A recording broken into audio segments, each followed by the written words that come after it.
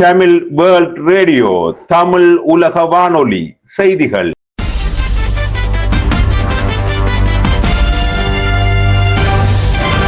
தலைப்புச் செய்திகள். வணக்கம். தமிழுலக வானொலியின் மதிய நேர பிரதான செய்திகளோடு இணைந்து கொள்ளும் நான் லபிதா தர்மசீலன். யாழில் ஆலய சூழலில் வெற்றிலை வென்ற ஐவருக்கு 50,000 ரூபாய் அபராதம். மொனராகலை கும்புகண பகுதியில் இடம்பெற்ற வாகன விபத்தில் 5 பலி, மேலும் 3 படுகாயம்.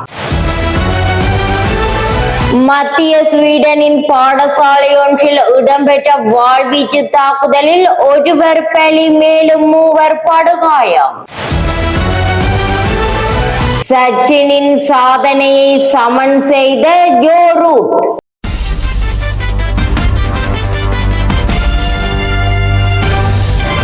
உள்நாட்டு செய்திகள். தொண்டமனாறு செல்வச்சந்நிதி ஆலய சூழலில் தடையை மீறி வெற்றிலை வென்ற 5 50,000 ரூபாய் தண்டப்பணம் விதித்து பருத்தித்துறை நீதவான் நீதிமன்றம் உத்தரவிட்டுள்ளது.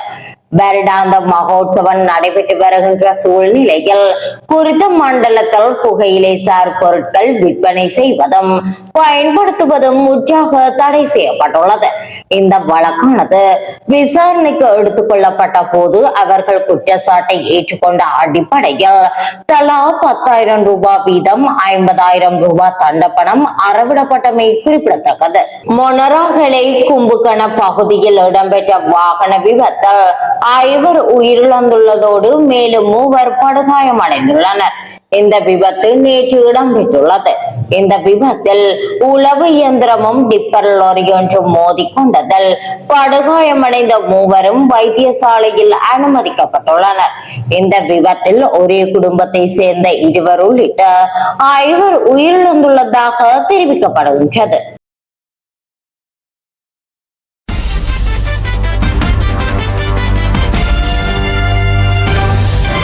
வெளிநாட்டு செய்திகள். மத்திய ஸ்வீடனின் பேகஸ்டான் நகரில் உள்ள பிரினல் மேல்நிலை பாடசாலையில் இடம்பெற்ற வாழ்வீச்சு தாக்குதலில் 1 உயிரிழந்துள்ளதுடன் மேலும் 3 படுகாயம் அடைந்துள்ளனர்.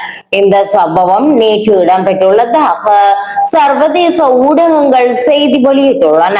18 வயதுடைய இளைஞர் ஒருவர் வாளுடன் பாடசாலைக்குள் நுழைந்து இந்த தாக்குதலை நடத்தியுள்ளார். தாக்குதல் நடத்திய இளைஞரை அந்நாட்டு காவல்துறை அதிகாரிகள் துப்பாக்கி சூடு நடத்தி கைது செய்துள்ளனர். குறித்த சந்தேக நபர் பாடசாலையின் முன்னாள் மாணவர் எனவும் அவர் தலைக்கவசம் அணிந்து வாளுடன் பாடசாலைக்குள் நுழைந்ததாகவும் முதற்கட்ட விசாரணைகளில் தெரிவிக்கப்பட்டுள்ளது.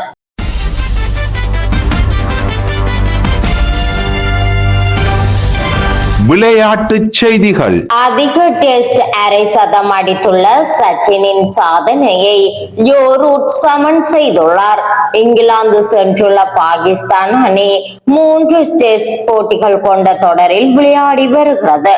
முதல் டெஸ்டின் முதல் இன்னிங்ஸில் பாகிஸ்தான் அணி 171 ஓட்டங்களை பெற்று சகல விக்கெட்டுகளையும் இழந்தது.